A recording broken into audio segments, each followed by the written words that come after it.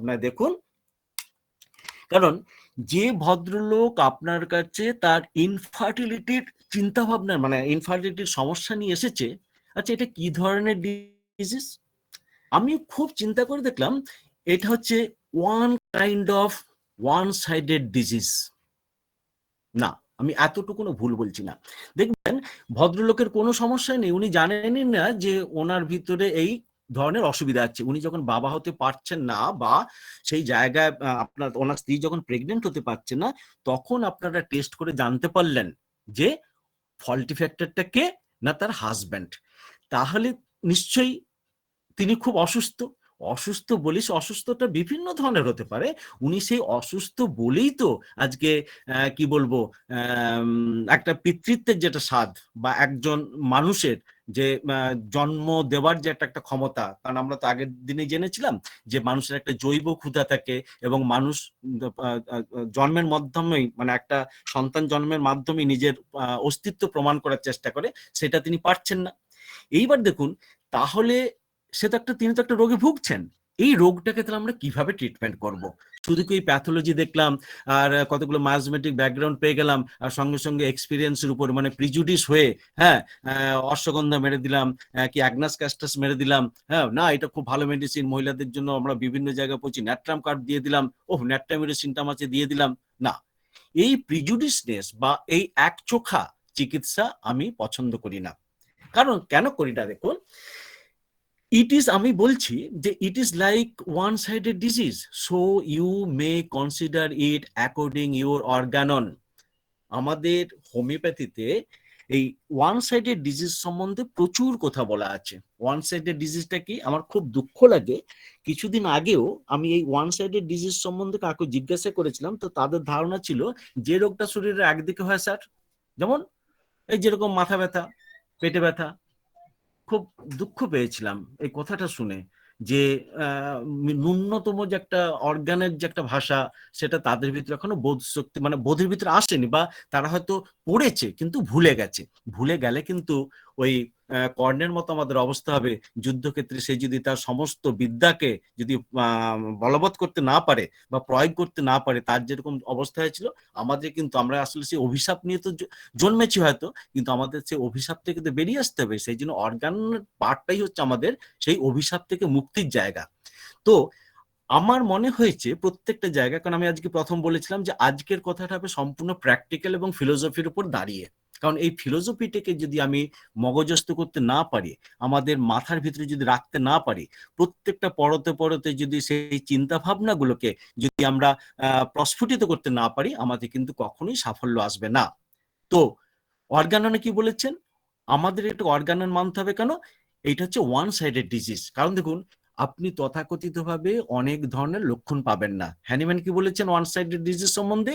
যেখানে আপনি too much symptoms পাবেন না। এটা কোথায় পাবো?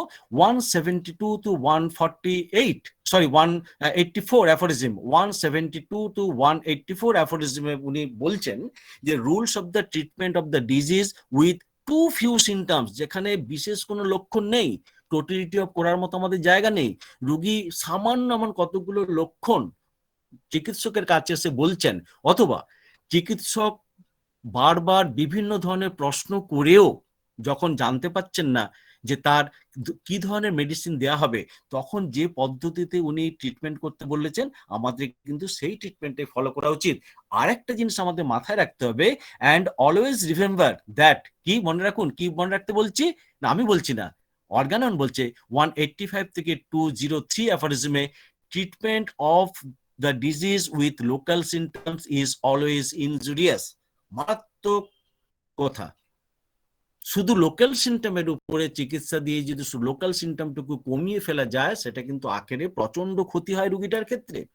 এই চিন্তা ভাবনাগুলোকে যদি না আমরা ওই শেষ পর্যন্ত এসে, আমি যদি মেল ইনফার্টিলিটির কথা বলছি, এই জায়গাটা যদি আমরা বুঝতে পারি, তাহলে কিন্তু চিরদিন ওই থেরাপিউটিক্স এর উপরে নির্ভর করে থেরাপিউটিক্যালি যে সকল মেডিসিন গুলো best medicine for the infertility, আপনার কিন্তু সেটাই আসবে, বা আপনি কিন্তু ওই রেপার্টরি মিলিয়ে আর কতগুলো সিমটম মিলিয়ে, যেমন মনে করুন ভদ্রলোক খুব শান্ত স্নিগ্ধ, খুব ঠান্ডা ব্যাপার কথা বলে, হ্যাঁ, আরো খোঁজ টোজ নিয়ে একদম আপ্লুত হয়ে যত পালসিটিলার সিমটম আছে, বুঝলেন, নিজের মতো করে জিজ্ঞাসা টিজ্ঞাসা করে নিজেকে একটা প্রহেলিকার মধ্যে ঠেলে দিয়ে প্রিজুডিস ভাবে একটা পালসিটিলার নির্বাচন করে ফেললাম। এটা আমাদের প্রচন্ড পরিমাণে ভুল। এই ধরনের প্রেসক্রিপশন চলবে না।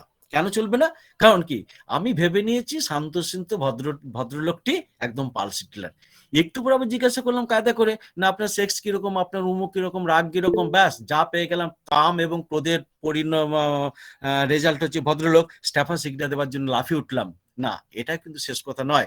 তাহলে আমাদের প্রেসক্রিপশনের স্টাইল, প্রেসক্রিপশনটা হবে সম্পূর্ণ ডাক্তারবাবুর নিজস্ব চিন্তাধারায়, যে চিন্তাধারার জায়গাগুলোকে উনি উপাদান হিসেবে পাবেন এক ভদ্র লোকের ক্ষেত্রে। আজকে সন্ধ্যা একটা চেম্বার ছিল, ভদ্রমহিলার 1 মাস ধরে ডায়রিয়ার মতো হচ্ছে, পায়খানা মানে খাওয়া দাওয়ার পরই তার পায়খানা, সকালবেলা পায়খানা, দুপুরবেলা পায়খানা, রাত্রেবেলা খাওয়ার পরে পায়খানা। তো সামওয়ান তাকে ট্রম্বোডিয়াম বলে একটা ওষুধ দিয়েছেন, কিন্তু তাতে কোনো রেজাল্ট হয়নি। আমি খুব চিন্তা করলাম, হঠাৎ গিয়ে যখন জিজ্ঞাসা করলাম, আচ্ছা আপনি কখন খান, কি ধারা, তখন দুবার বললেন আমি মা বাবার সাথে খাই। ভদ্রমহিলা একটি মেয়ে নিয়ে এসেছে, মেয়েকে নিয়ে এসেছে, তার বাবা মার সাথে খায়। প্রশ্নটা জিজ্ঞাসা করলাম, বাবা মানে কি শাশুড়ি মা শ্বশুর মশাই? বলছে না, আমি আমার বাবা মার সাথে। প্রশ্ন হলো, তাহলে কি বাবা মা আপনার এখানে আছেন, না আপনি আপনার বাবা মার কাছে আছেন? উনি তখন বললেন, না আমি কিন্তু আমার বাবা মার বাড়িতে আছি। প্রশ্ন করলাম, তাহলে কি ঘর জামাইয়ের ব্যাপার? বলছে না। দেখুন, তাহলে কি প্রত্যেকটা রুগী এলে আমরা জিজ্ঞাসা করবো যে আপনি ঘর জামাই থাকেন কিনা, বা আপনি শ্বশুর বাড়িতে থাকেন কিনা? আসলে কোথায় গিয়ে থামতে হবে আর সেখান থেকে নতুন প্রশ্ন আসবে, সেটা কিন্তু কোনো ডাক্তার জানেন না। সেই জন্য আমি একদিন খুব মজা করে বলি অনেকের, যে রোগটা সারতে হলে একটা ভাগ্যের দরকার। কার? ওই রুগীটির ভাগ্যের দরকার, সে ডাক্তারবাবুর ভাগ্যের দরকার। কারণ ওনারা যুগপৎ ভাবে সেই ঘটনাটি আবিষ্কার না করলে কখনো কোনো রোগ সারতে পারে না। অনেকে প্রশ্ন করতে পারে, স্যার তাহলে আমাদের আমাদের কি এই যে আমরা রোগীলিপি তৈরি করেছি সেটা ইনকমপ্লিট? আমি মনে করি প্রত্যেকটা রোগীলিপি কম বেশি ইনকমপ্লিট, কারণ প্রত্যেকটা হাজার হাজার প্রশ্ন থাকে, সব প্রশ্ন সবার জন্য প্রযোজ্য নয়। তো এবার দেখা গেল কি, যেটা যার কথা বলছিলাম, এবার জিজ্ঞাসা করলাম এখানে কেন, না শ্বশুর বাড়িতে তার একটা অশান্তির জন্য তাদেরকে বের করে দিয়েছে, এখানে আছে। খুব ভালো ব্যাপার। তো এখানে যে জিজ্ঞাসা করার পর বুঝলাম যে তার ভিতরে মনের এমন একটা চাপ, এমন একটা পরিস্থিতি, কারণ বাবার বাড়িতে আছে, ছেলে মেয়ে বড় হচ্ছে, হাজবেন্ড সেরকম রোজগার করতে পারছে না, সেখানে পাচ্ছে না। তো তার উপরে আমাকে চিন্তা করে ওষুধ দিতে হবে, কারণ আদারওয়াইজ আর 5 জন ডাক্তারবাবু যেভাবে ওনাকে সারিয়ে তুলতে পারছেন না, আমি কিন্তু তাকে কখনোই সারিয়ে তুলতে পারবো না। তাহলে এই যে একটা, কি বলবো, এটাকে কি বলা যেতে পারে, ডক্টর অমরনাথ চক্রবর্তী স্যার নিশ্চয়ই আছেন, যে আমি কি তাকে তাহলে খাওয়া দাওয়ার কথাই বলবো? তাহলে তো আর 5টা লোক তো একই খাবার খাচ্ছে, তাহলে তার অসুস্থতা হচ্ছে কেন? আমি কি পরিবেশের কথা বলবো, যে জায়গায় উনি বড় হচ্ছেন বলবো না, জীব মানে কাটাচ্ছেন, সময় কাটাচ্ছেন, সেটা কি উপযুক্ত জায়গা? বাপের বাড়িতে এসে এরকম একটা জায়গা? নাকি দুদিন পর একটা আতঙ্কে ভুগছেন, যে তার ভাইয়ের যখন বিয়ে হবে, এক ভাইয়ের তো বিয়ে হয়ে গেছে, বৌমাকে মোটামুটি উনি হাতে রেখেছেন, আরেকজনের কি হবে, এই আতঙ্ক কি তাকে কুরে কুরে খাচ্ছে না? তাহলে এইখান থেকে কি আমরা ভাবতে পারি না যে তার যেহেতু হেলদি হারমোনিয়াস প্লে তার ভিতরে নেই, সেই জন্য তিনি বারবার অসুস্থ হয়ে পড়ছেন, হয়তো সেই জন্য তার কোনো ওষুধ সারছে না বা কোনো কাজ করতে পারছে না। এই জায়গাগুলো কিন্তু আমাদের ভাবতে হবে। তার কারণটা কি, না রোগের অরিজিন হচ্ছে কি বলতে পারি, যে একটা ডাইনামিক সিকোয়েন্স, একটা ডাইনামিক সিকোয়েন্স।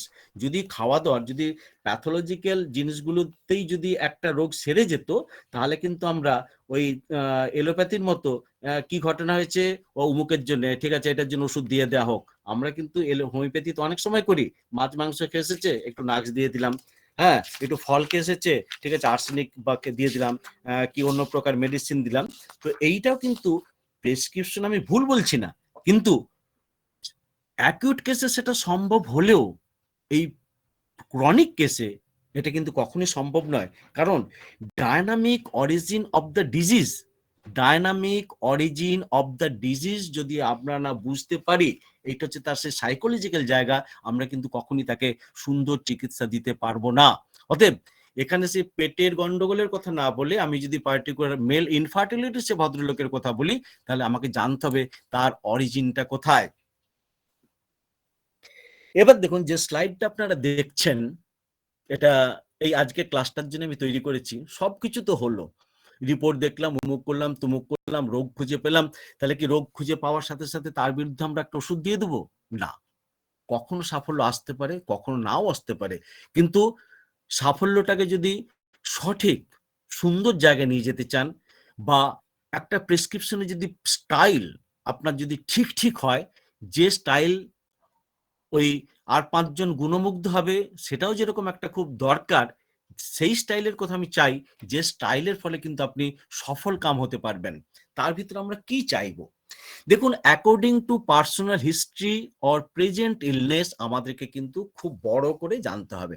কারণ যাদের ভিতরে মাস্টারবেশনের হ্যাবিট থাকে, অ্যালকোহলের হ্যাবিট থাকে, প্রচন্ড পরিমাণে টোবাকো খাওয়ার হ্যাবিট থাকে, বিভিন্ন ধরনের ড্রাগ নেবার হ্যাবিট থাকে, বা যে ভদ্রলোক আপনার চিকিৎসার জন্য এসেছেন তার ভিতরে যদি প্রচন্ড পরিমাণে স্ট্রেস থাকে, চাপ থাকে, বা আনফেভারেবল অকুপেশন, মজা দেখুন, আনফেভারেবল অকুপেশন কিন্তু ওয়ান বিগেস্ট মানে causes of the male infertility. সেই যদি কমফোর্ট জোনে যদি কাজ না করে, সেটা কিন্তু খুব বড় একটা গুরুত্বপূর্ণ ভূমিকা নেয়। তারপরে একটা কি বলছি না, ইগনোরেন্স অ্যাবাউট সেক্স, যদি সেক্স সম্বন্ধে তার যদি কোনো ইগনোরেন্স যদি হয়, তাহলে কিন্তু আমরা অনেক সময় এই ইনফার্টিলিটি জায়গাটাতে কিন্তু দেখব।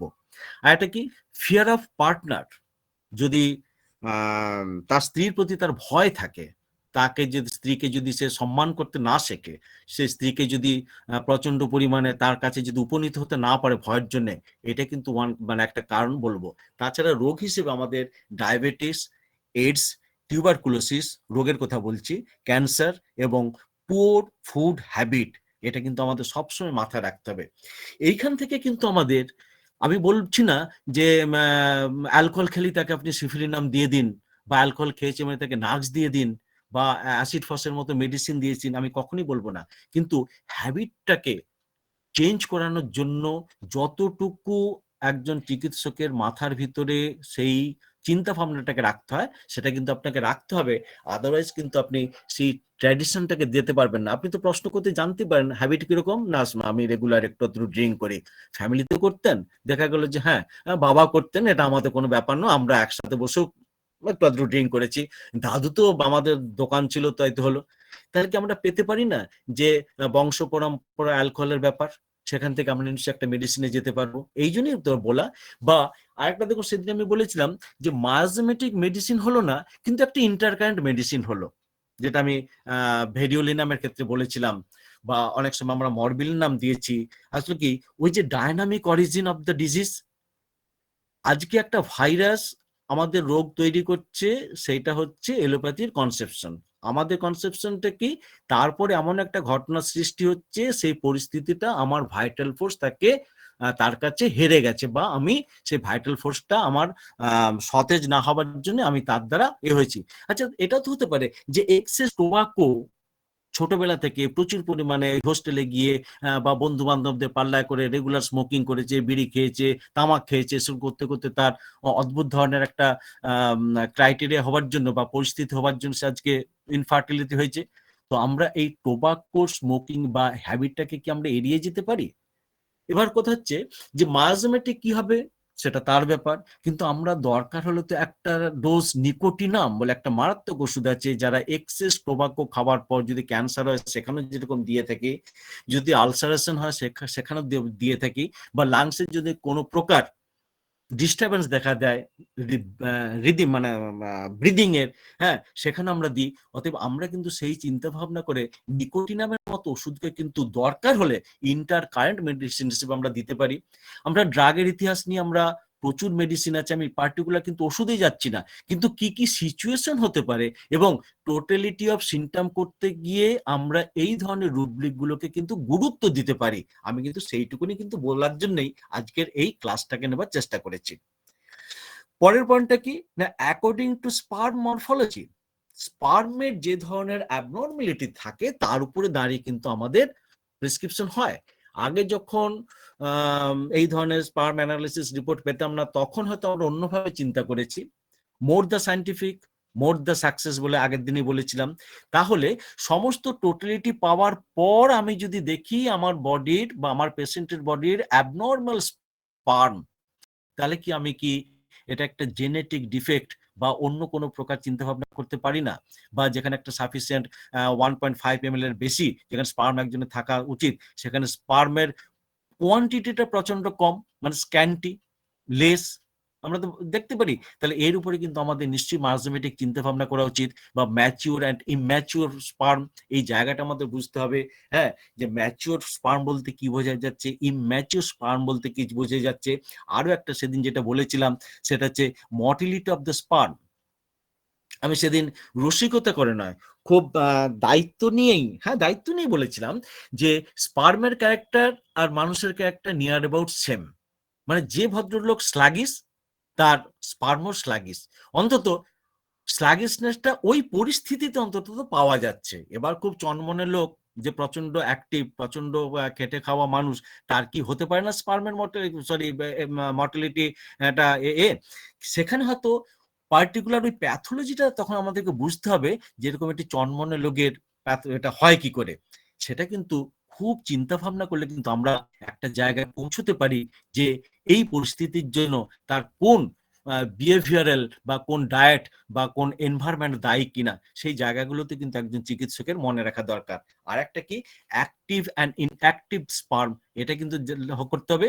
সেদিন আগের দিনে তো বলেছিলাম life span of the sperm, খুব জোরের সাথে আমি সেদিন বলেছিলাম যে স্পার্মের লাইফ স্পান কমে যাচ্ছে, এবং পিএইচ রিঅ্যাকশনের কথাটা তো বারবার প্রসঙ্গ তো আসেই। অতএব এই ইনফার্টিলিটির ক্ষেত্রে সমস্ত ওষুধ প্রেসক্রিপশন করার আগে আর যে জায়গাগুলোকে আমাদের ভাবতে হবে, এই হচ্ছে সেই জায়গাগুলো। এবার দেখুন, মাসমেটিক ভিউয়াল মেন ইনফার্টিলিটির সেকেন্ড আমি স্লাইডে যেটা বলতে পারছি, আর কি কি মাসমেটিক প্রেসক্রিপশন যখন, তাহলে আমাকে ডায়নামিক অরিজিন অফ দ্য ডিজিজটাকে বুঝতে হবে। আমরা পাস হিস্ট্রি নিই, দেখুন পাস হিস্ট্রির উপরে কত রহস্য এবং কত ওষুধের বিচরণ এবং কত ধরনের চিন্তা ভাবনার ঘন ঘন পরিবর্তন হতে পারে। প্রত্যেকটা জিনিস কিন্তু আমাদের মাথায় রাখতে হবে।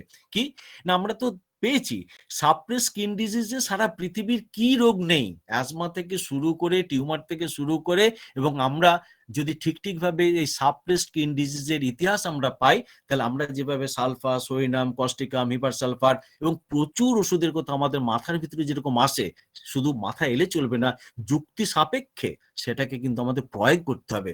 ঠিক সেইভাবে কিন্তু আমরা যদি পাস হিস্ট্রিতে স্নেক বাইট, মারাত্মক জায়গা। এবার শুধু স্নেক বাইটটা দেখুন, ওই পেশেন্টের নিজের নয়, পেশেন্টটি জন্মগ্রহণ করার আগে তার বাবারও যদি স্নেক বাইট হয়ে থাকে বা ডগ বাইট হয়ে থাকে, তাহলে কিন্তু হাইড্রোফোবি নাম মাসমেটিক মেডিসিন হয় কিনা জানি না, তবে কিন্তু আপনি নিঃসন্দেহে ইন্টার কারেন্ট বা ওই অবস্টাকেলটাকে দূর করার জন্য বা ওই পরিস্থিতিটা থেকে মুক্তি পাওয়ার জন্য একটা ডোজ অন্তত হাইড্রোফোবিনাম দেওয়ার কথা কিন্তু নিশ্চয়ই ভাববেন। সবাই ভাবে, আমিও ভাবি, ভাবতে বলছি, দিতে বলছি না। এবার দেখুন, তাহলে কোনটা হবে না, আমার জন্মের আগে আমার বাবার যে ধরনের অসুবিধাগুলো ছিল বা মায়ের যে ধরনের অসুবিধাগুলো, সেগুলো কিন্তু এড়িয়ে যাওয়া যায় না। পরেরটা দেখুন, মারাত্মক একটা জায়গা, that is mum's, measles, rubella, herpes. Mum's, measles, rubella, herpes প্রত্যেকটা এমন এক একটা ধরনের ভয়ঙ্কর ধরনের কি বলবো ভাইরাস, যারা এই ইনফার্টিলিটির একদম ওস্তাদ, মানে ওরা যেন একদম ভিতরে গুপ্ত ঘাতকের মতো দাঁড়িয়ে আছে। বলতেই পারেন হোমিও আদর্শে বিশ্বাসী লোকেরা যে স্যার ডিজিজ নিয়ে তো আমাদের কোনো চিন্তা ভাবনা নেই, আমরা ডিজিজের এই জায়গাগুলোকে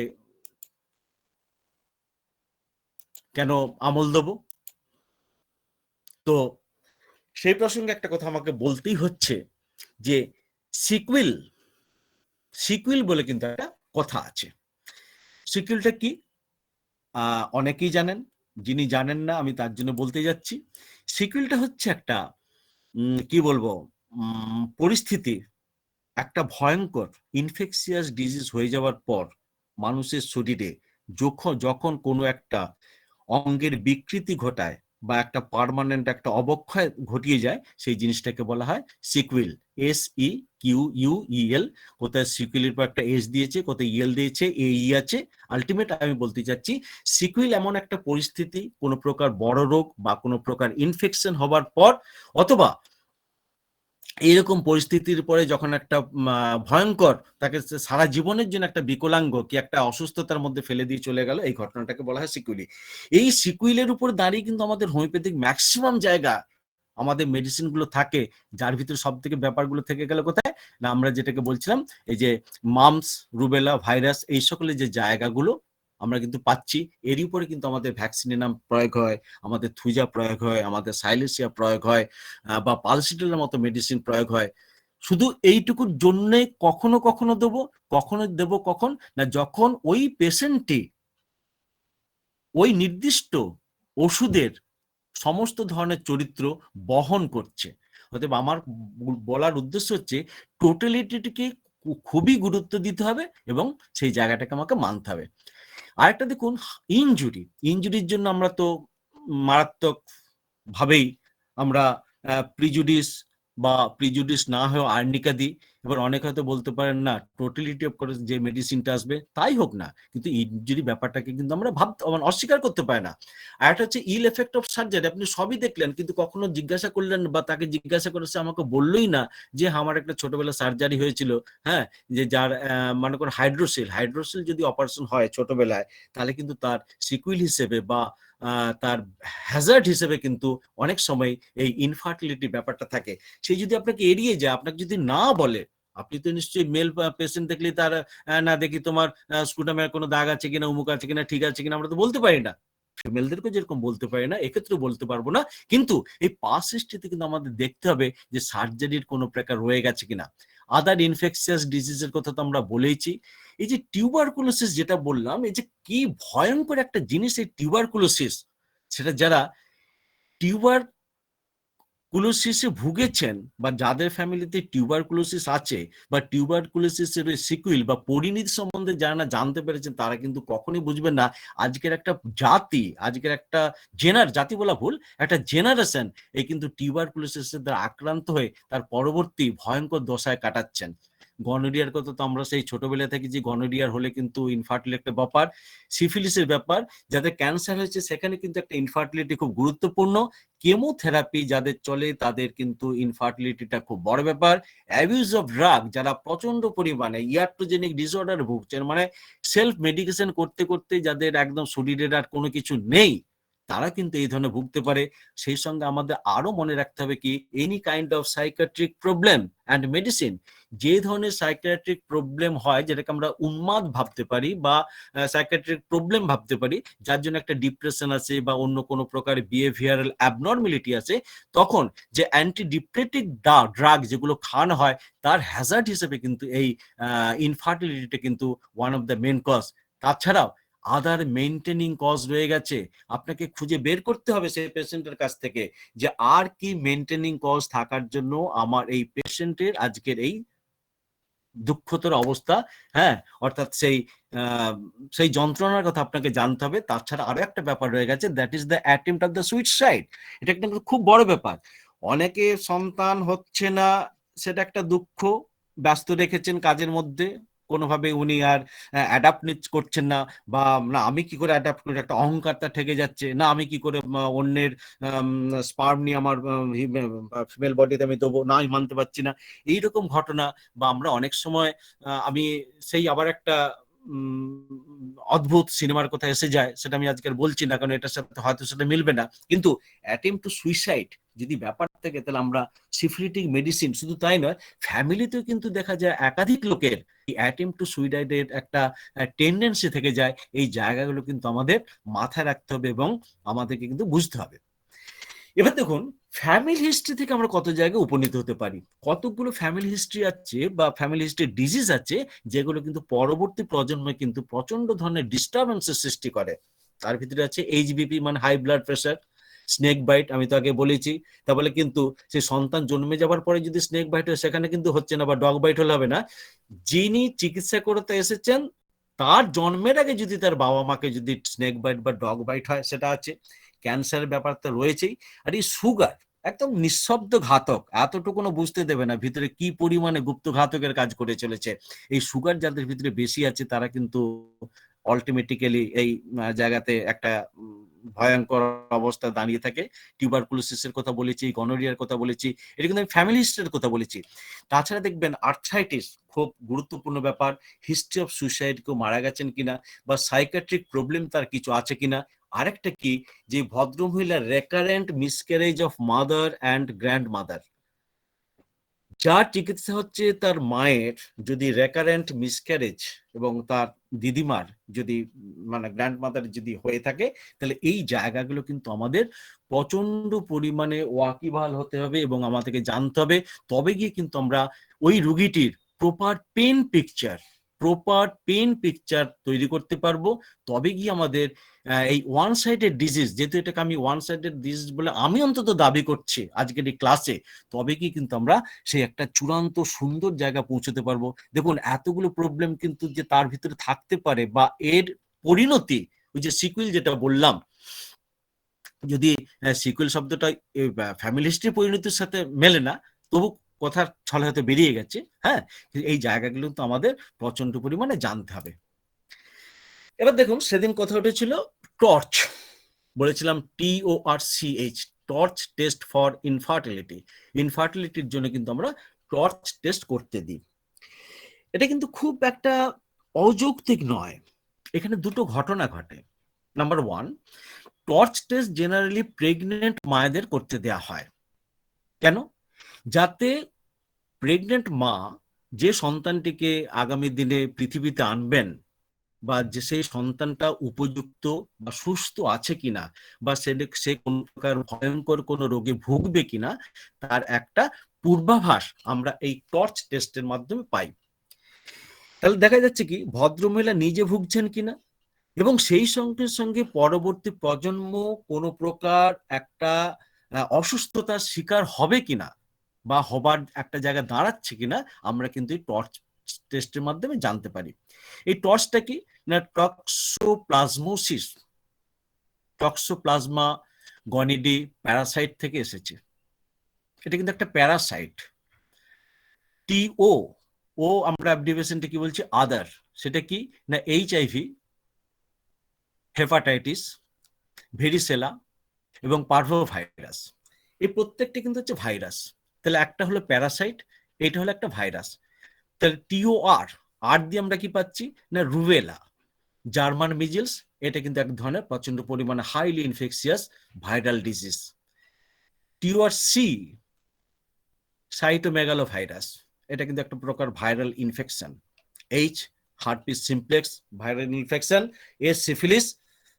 TORCH হয়ে গেল, কোথাও কোথাও S আছে বলে, আর যেহেতু সিফিলিস এক ধরনের কি বলবো ব্যাকটেরিয়াল ইনফেকশন, হ্যাঁ, সেই জন্য কিন্তু এইটাকে কিন্তু অস্বীকার করা যায় না।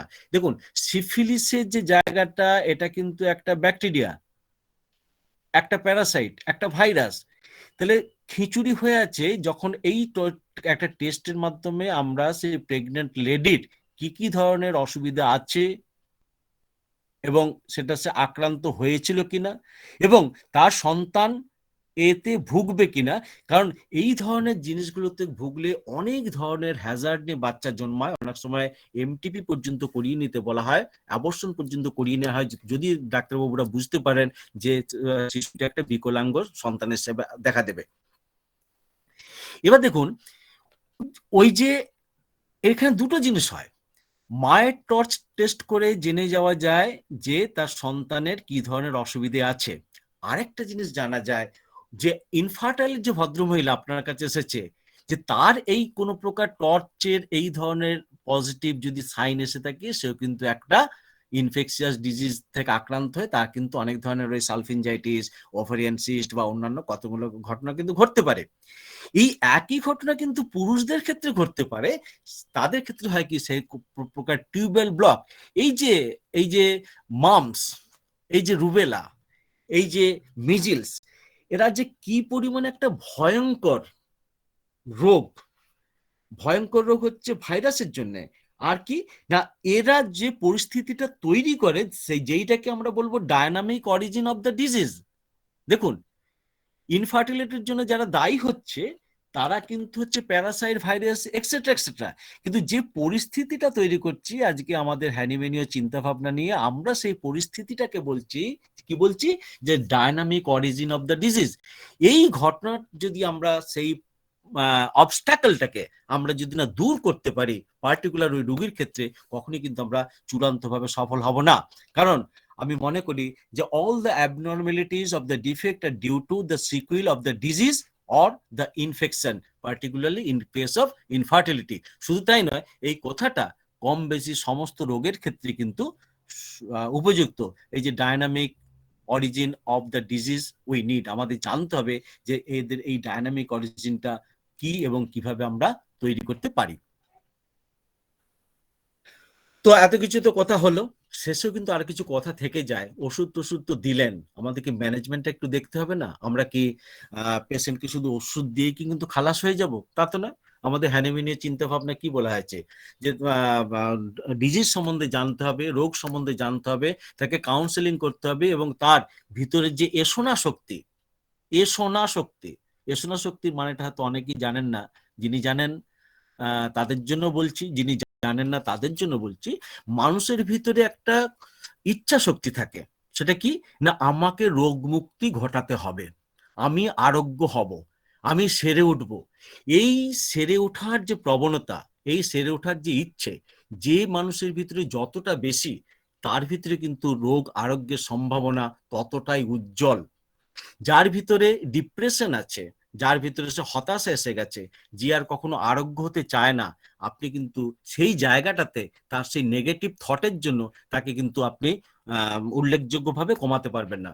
গত বছর ক্যান্সারে যারা নোবেল পেয়েছিলেন, তারা কিন্তু এই জায়গাটার উপরে আলোকপাত করেছিলেন যে ইচ্ছা শক্তি ছাড়া একটা মানুষ কিন্তু কখনো তার আরোগ্য থেকে, মানে আরোগ্যের পথ দেখতে পায় না।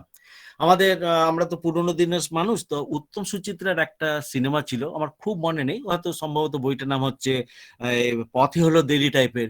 সেখানে কিন্তু উত্তম কুমার ওই সুচিত্রা সেনকে আরো সারিয়ে তুলতে পারছে না, সেখানে বারবার বলছে যে মানুষ সেরে উঠতে চায় না, আমি তাকে সারাবো কি করে। এই এসোনা শক্তি যদি রুগীর ভিতরে না থাকে, তাহলে কিন্তু আপনি কখনই তাকে সারিয়ে মানে কখনই পারবেন না। না, হোমিওপ্যাথি খেলে অনেক কিছু ঘটে যেতে পারে, কিন্তু আপনার কাজটা কিন্তু অতটা সহজ হবে না। সেই জন্য এই এসোনা শক্তি একটা কাউন্সিলিং এর জায়গা, সেখানে আপনাকে কি করতে হবে, to improve your patient lifestyle. আপনি যদি মনে করেন যে আপনার পুয়ার হাইজিন, পুয়ার খাওয়া দাওয়া বা লাইফস্টাইলের গন্ডগোলের জন্য তার এই পরিস্থিতি, আপনাকে কিন্তু আপনার পেশেন্টের লাইফস্টাইল বদলাতে হবে।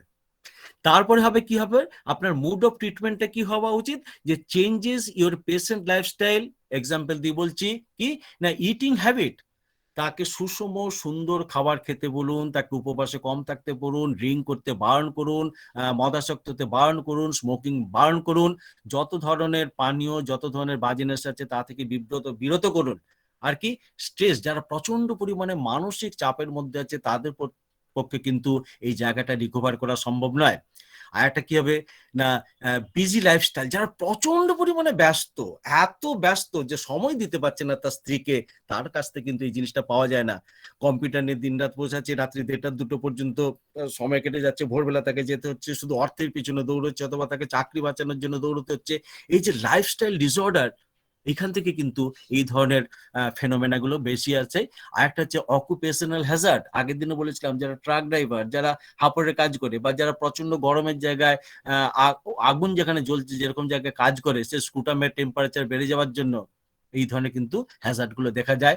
অ্যাডিকশনের কথা তো বলেছি প্রচুরবার, ড্রিঙ্কিং। তারপরে কিন্তু দরকার হচ্ছে কাউন্সেলিং, রুগীটার ভিতরে সেই চেতনা শক্তি বা তাকে বিমর্ষতা থেকে কাটিয়ে তাকে আরোগ্যের জায়গা আপনাকে নিয়ে আসতে হবে। সেটা কিন্তু আপনাকে ওই ওষুধটাই কিন্তু কাজ করাতে পারবে। আমি একটা জিনিস বিশ্বাস করি, যে ওষুধ যদি 20% কাজ করে, আর চিকিৎসকের এই নলেজ, মানে তাকে সম্মিলিত কথা বলাটা ঠিক নয়, তার যদি তার প্রতি তার সদয়তা যদি দেখাতে পারেন, সেই চিকিৎসকের যে একটা ক্ষমতা, একটা স্পিরিচুয়াল পাওয়ার, সেটা কিন্তু ওই রোগীর উপরে কিন্তু বর্তায়। হ্যাঁ, সেখান থেকে কিন্তু সে তাকে অনেকখানি রিকভার করতে পারবে। দেখবেন আমরা যখন গডফাদার বলে যাকে মানি, তিনি যা বলবেন সেটাই যেন শেষ কথা। আসলে এক ধরনের কি বলবো, ঐশ্বরিক একটা চিন্তাভাবনা, একটা মন যেমন একটা মনকে জাগিয়ে তুলতে পারে, একটা মনকে যেরকম শেষ করে দিতে পারে, সেরকম চিকিৎসকের চিন্তাভাবনাটা এতটা ভালো হবে যে আপনার কথা রুগী শুনতে বাধ্য হবে। আমি তারই পরে বলছি, থিঙ্কিং হেলদি, ইটিং হেলদি। সুস্থ ভাবুন, সুস্থ ভাবতে সহায়তা করুন আপনার রুগীকে। চিকিৎসককে ভাবতে হবে সুস্থ ভাবে, আর সেই সুস্থ চেতনাটা আপনার রুগীর ভিতরে যদি বর্তে দিতে পারেন, যদি ট্রান্সফার করতে পারেন, এবং তারপরে সে যদি তার স্পিরিচুয়াল জায়গাগুলোকে যদি অ্যাকোয়ার্ড করতে পারে, তাহলে দেখবেন এই জায়গাটাতে আপনাদের সাফল্য অনেক বেশি আসতে পারে। তো কথা হলো, ওই অমরনাথ চক্রবর্তী স্যার যেরকম বলছেন প্রাইমারি অ্যামেনোরিয়া এবং সেকেন্ডারি অ্যামোনেরিয়া, তো ইনফার্টিলিটির শেষে কিন্তু একটা প্রশ্ন থেকে যায় যে তাহলে সেকেন্ডারি ইনফার্টিলিটির ক্ষেত্রে আমরা কি করব। আসলে দেখুন, প্রাইমারি ইনফার্টিলিটি এক জিনিস, সেকেন্ডারি ইনফার্টিলিটি এক জিনিস, তবে পার্থক্যটা কোথায়? প্রথমবারে সন্তান পেয়েছে, দ্বিতীয়বারে কিন্তু আর সন্তান সে পাচ্ছে না। এই জায়গাটা হয় কি, কেন হয় আমরা আজকে জেনে নিতেই পারি যে আমাদের সেকেন্ডারি ইনফার্টিলিটি কেন হবে। কেন হবে? দেখুন, সিস্টেমে কতগুলো ফ্যাক্টর আছে। এজিং মানে তার বয়স, হয়তো দেখা গেল প্রথম বাচ্চাটার বয়সের সাথে উনি যখন দ্বিতীয়বার বাবা হতে চাইছেন, বা কোনো কারণে এতদিন কন্ট্রাসেপটিভ বা ওয়াইফ কন্ট্রাসেপটিভ করেছেন, বা উনি হতে চাইছেন না, তো বেশ কিছুদিন পরে মনে হলো না আমার আর একটা সন্তানের দরকার, কিন্তু এতটা বয়সের পার্থক্য হয়ে গেছে, 8 থেকে 10 বছর হয়তো, তখন কিন্তু এই বয়সের ফ্যাক্টরের জন্য কিন্তু তার পক্ষে সম্ভব না হতে পারে। আর এখন তো 40 পেরোলেই ম্যাক্সিমাম ফ্যামিলিতে একটা ডায়াবেটিস মেলাইটিসের একটা প্রবণতা আছেই। তাহলে যাদের ভিতরে এই ধরনের এই বয়সে গিয়ে ডায়াবেটিস মেলাইটিস থাকে, সেখানে কিন্তু একটা ইনফার্টিলিটি, সেকেন্ডারি ইনফার্টিলিটির one of the main cause. ওবেসিটির কথা তো অনেকবার বলেছি। অতএব শরীরকে যদি চনমনে চাবুকের মতো তৈরি করতে না পারেন, তাহলে কিন্তু আপনি এই জায়গাটাতে পেশেন্টই হয়ে যাবেন। আমি রুগীদের মতো তাই বলি। সো যত রোগের ডিপো না করে আপনাকে সেই হেলদি জায়গা আসতে হলে আপনাকে ওবেসিটি থেকে বাঁচতে হবে। এন্ডোক্রাইনোপ্যাথি বলে একটা কথা আছে, অর্থাৎ হরমোনাল বেশ কিছু ডিস্টারবেন্সের জন্য কিন্তু এই ধরনের সেকেন্ডারি ইনফার্টিলিটি হয়। তার ভিতরে কি আমরা পাবো? হাইপোথাইরয়েডিজম পাবো, অ্যাড্রিনালিন হাইপারপ্লেসিয়া পাবো, অ্যাড্রিনালিন হাইপারপ্লেসিয়া এবং হাইপোথাইরয়েডিজম। এই কটা জিনিসের জন্য আমাদের কিন্তু ইনফার্টিলিটি একটা ব্যাপার থাকতে পারে। আর জেনেটিক ফ্যাক্টর আমরা তো জানি, প্রথমে যেটা বলেছিলাম, দেখুন আবার সেই প্রসঙ্গটা এসে গেছে যে হাইড্রোসিল রিপেয়ার, তার হয়তো হাইড্রোসিল সেই সময় হয়তো সার্জারি করা হয়েছিল, সেখানে যদি কোনো প্রকার যদি ডিস্টারবেন্স ঘটে গিয়ে থাকে, তাহলে কিন্তু এই ধরনের হয়। ভেসেক্টমি সেকেন্ডারি ক্ষেত্রে কিন্তু একটা খুব বড় ব্যাপার, কারণ দ্বিতীয় সন্তান নেবেন না বলে। এখন যদি ভেসেক্টমি অনেক কমে গেছে, হয়তো নেবেন না বলে করেছিলাম, তখন বোঝা হয়েছিল হ্যাঁ আপনার যখন দরকার পড়বে আপনি তো আবার তখন টিউব আমরা খুলে দিতে পারবি, হ্যাঁ, কিন্তু এটা এমন একটা ম্যালফর্মিং কন্ডিশনে গিয়ে পৌঁছে গেল যে সেখান থেকে আর তার সম্ভব হচ্ছে না। আর বিভিন্ন ধরনের ইনফেক্টিভ প্রসেস, অর্থাৎ তার আচার ব্যবহার বা অন্য কোনো কারণে যদি ওই জায়গাটাতে মানে কি বলবো, জেনারেটাল অর্গানে যদি বিভিন্ন ধরনের ইনফেকশিয়াস কার্যকলাপ বা ঘটনা যদি হয়ে থাকে, তাহলে কিন্তু এই অসুবিধাগুলো দেখা দিতে পারে। তো আশা করি আজকের এই ক্লাসটা টু মাচ প্র্যাকটিক্যাল হবে কি হলো কি নামে যায় না, বা শুধু থিওরিটিক্যাল হয়েই রয়ে গেল কিনা আমি তাও বলতে পারছি না। তবে আমার অনেকবারই মনে হয়েছিল যে ইনফার্টিলিটি নিয়ে 2টো ক্লাস নেওয়ার পর আমি যদি এই জায়গাগুলোকে একটুখানি আরেকবার মনে করিয়ে না দিই, তাহলে হয়তো অনেকের পক্ষেই হয়তো ঠিক বোঝা হয়তো হয়ে যাবে, হয়তো আমরা বিভিন্নভাবে হয়তো সাফল্য পেয়ে যাব, কিন্তু যতক্ষণ এই সমস্ত একটা অবয়ব, একটা পূর্ণাঙ্গ, একটা পিকচার আমি না কমপ্লিট করতে পারছি, ততক্ষণ কিন্তু আমি মানসিকভাবে শান্তি পাচ্ছিলাম না। সেই জন্য আজকের এই 3য় দফায় এই ক্লাসটা নেওয়া। আশা করি আপনাদের ক্লাসটা মনোগ্রাহী হবে, বা আপনারা এখান থেকে অনেকখানি উপকৃত হবেন।